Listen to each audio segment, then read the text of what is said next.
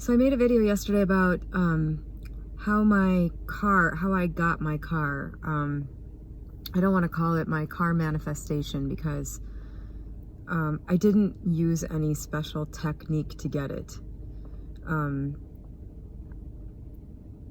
I've never intentionally employed a technique to create anything. I just 16 years ago read about the fact that a person is creating things, and I understood exactly what it meant somehow innately, and I've been using that ever since for everything that I've done. So there was an element of it involved in the car thing, but it wasn't like, I went into a state akin to sleep and imagined myself in the car and all that stuff. I didn't do any of it purposely. I just did it all innately. And after taking this 16-year break from any kind of studying about this, now that I'm spending 15 hours a day reading about this stuff and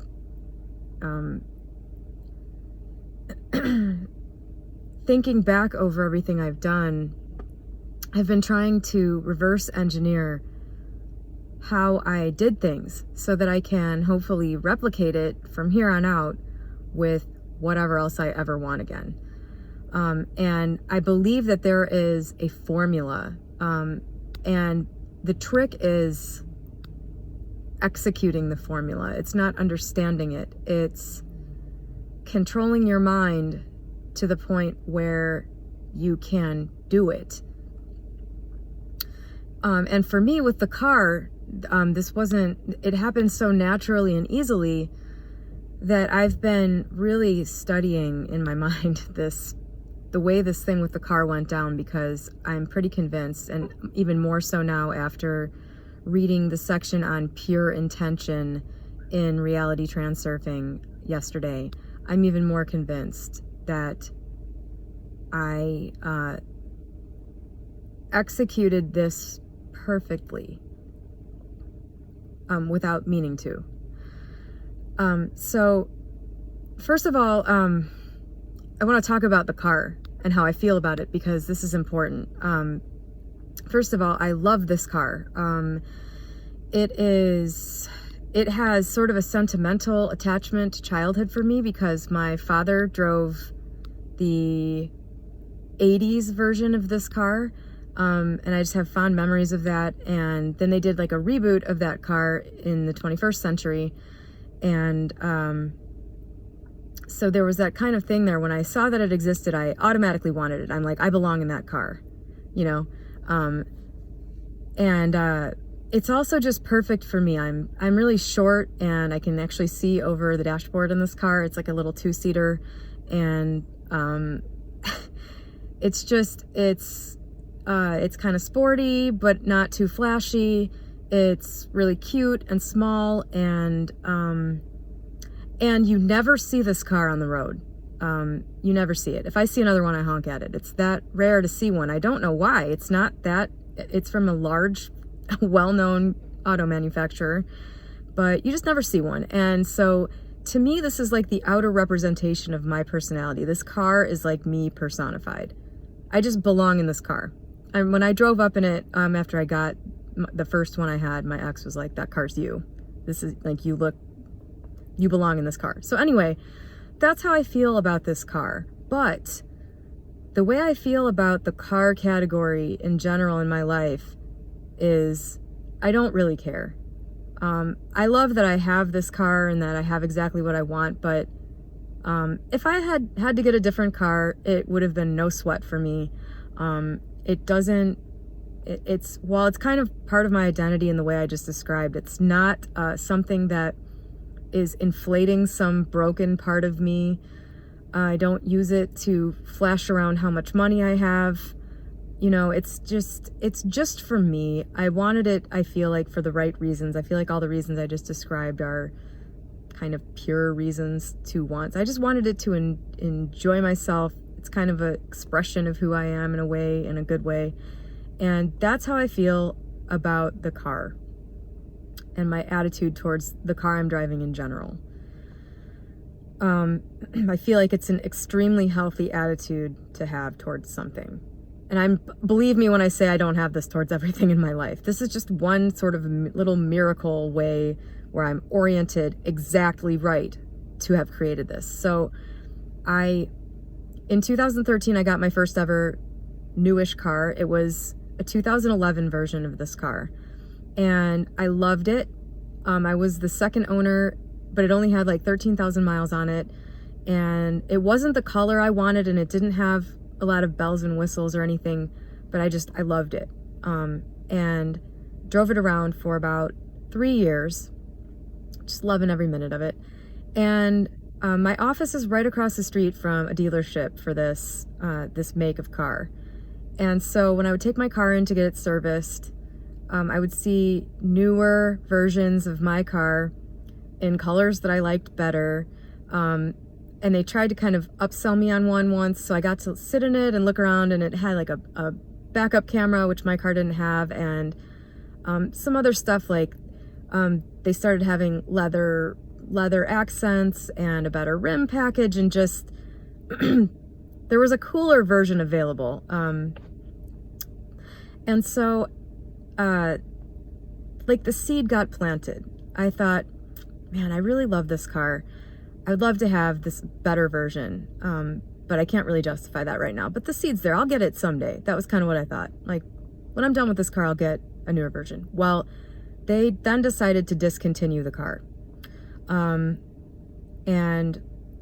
when I heard that, I was like, oh, okay, well, that kind of bumps up the time frame a little bit.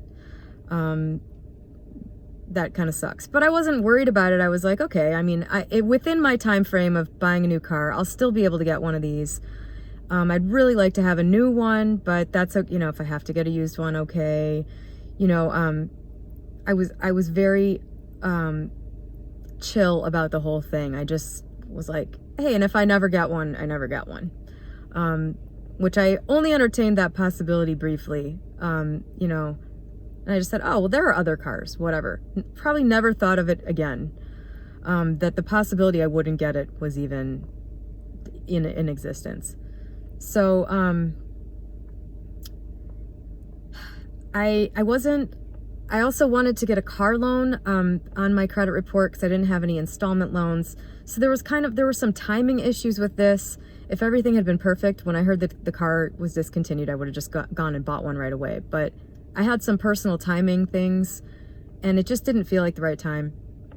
And so about a year went by, and during this time I was kind of monitoring the supply available of my car because I wanted a specific color, a specific trim. You know, I wanted the upgraded rims. I wanted an exact thing, and I really wanted it, like a lot. You know, when I was driving around in my car, I would kind of think about it regularly, about how I was going to have this new car. There was never any doubt that I was going to get it. Like, there was never any anxiety about it. And that's largely because it appeared to be within my control. So, I'm watching the stock of this car dwindle. And, you know, first there were like 10 available. And then there were 5, and then there were none. There were no more of these new cars available anywhere in my area. And there was only one left. When I started getting to the point where I was like really thinking, okay, it's time. There was only one of the exact car I wanted, brand new, anywhere in the United States. And it was like 1,000 miles away from where I live. But I was just like, okay, well, that's fine. I'll drive. It was in Jersey. I'm like, I'll drive to Jersey. Okay, that sucks, but I'm willing to put in a little work to get exactly what I want, you know, for a car that I'm going to drive like 6,000 miles a year. I'll probably drive this thing for 20 years. So I was like, okay, I'll drive to Jersey. But that caused me to put it off even more. Because then it, you know, that turned into an obstacle that just seemed like a pain in the ass. And so finally, the day I decided, I'm like, I need to get ready to act on this. You know, the desire for the car turned into an intention to actually obtain it. And at that point, I I was thinking about the jersey thing. It was still turning me off, and I thought, you know what? Maybe I could compromise on the color. I didn't like the color of my car, but I'm like, maybe there's, maybe I don't have to have a black one. Maybe I could settle for something else. Let me just look and see what's available in a more reasonable driving distance. And so how this played out was, I went on cars.com, broadened the parameters to include other colors, and there were 2 brand new make and model of my car available at a dealership like 40 miles away. And so I'm like looking at these 2 cars. One was red and one was navy blue, neither of which I really wanted. But I'm looking at the navy blue one, which was honestly, navy blue is probably at the bottom of my list of colors for a car that I would want. So I'm looking at it, and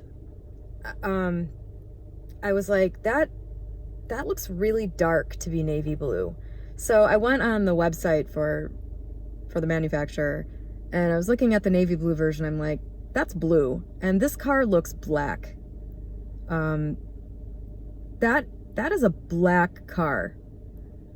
And so I called the dealership, and it was indeed the exact car that I was looking for.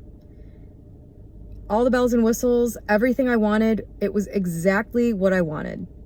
And it had been mislisted as the wrong color. So I never saw it.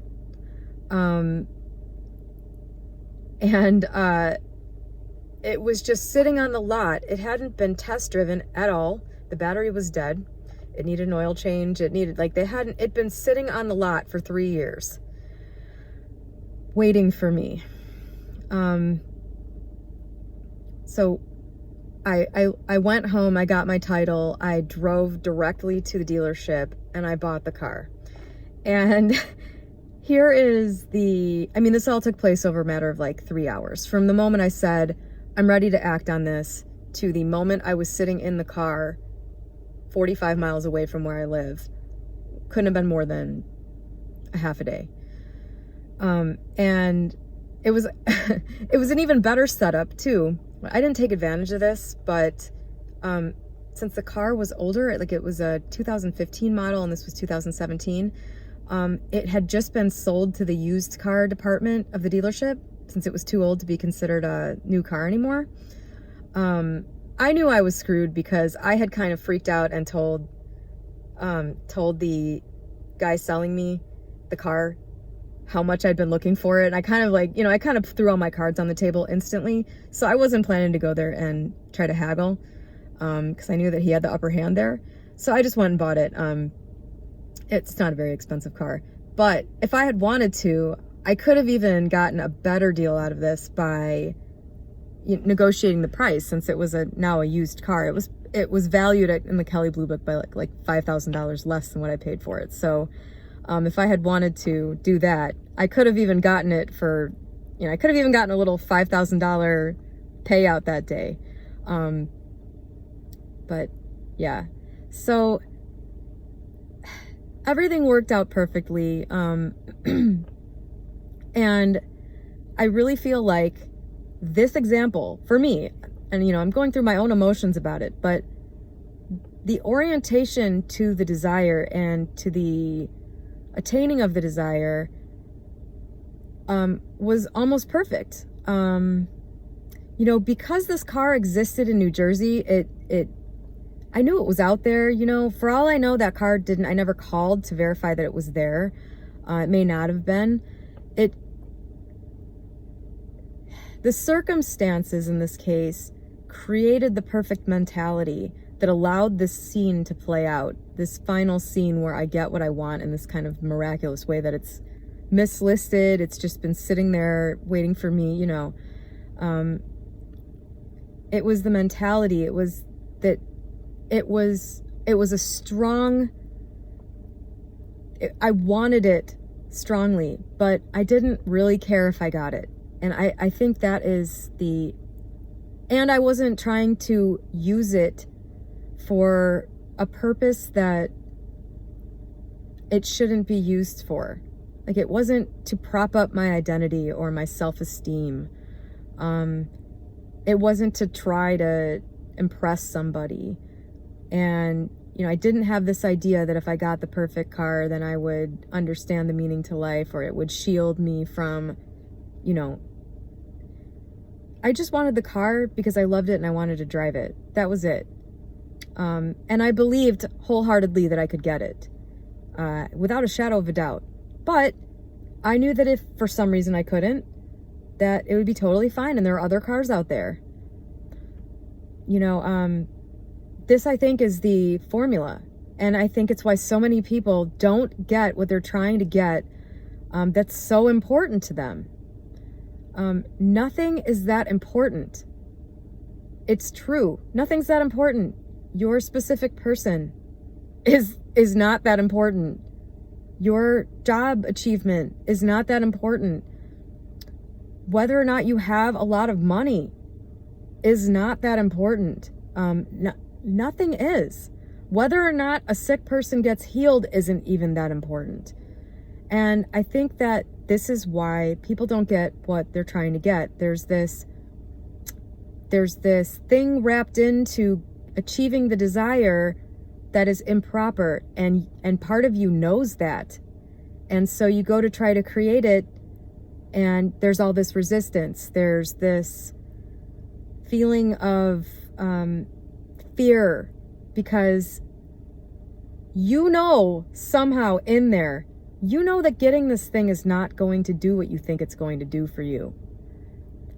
Myself included, by the way. Of course, this car thing is like, I have a handful of examples of things in life I feel this way about. Everything else has always had a way inflated, ridiculous sense of importance. And I've gone on to achieve some of those things through just sheer force of will. And they didn't give me what I thought they were going to. So I'll end this here since this is 17 minutes long. But I hope that my experience has in some way illuminated this. You know, everybody's got areas of their life where they have an orientation like how I do with my car.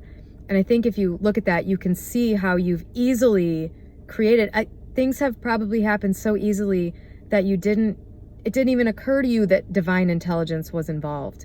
You know, when I found my car on that website, I wasn't thinking, God put this here for me. I was like, oh, what? This is cool. Awesome. Look how this worked out. When you have things in your life where you feel that way about it, it's because you had the correct orientation. The importance level was appropriate. So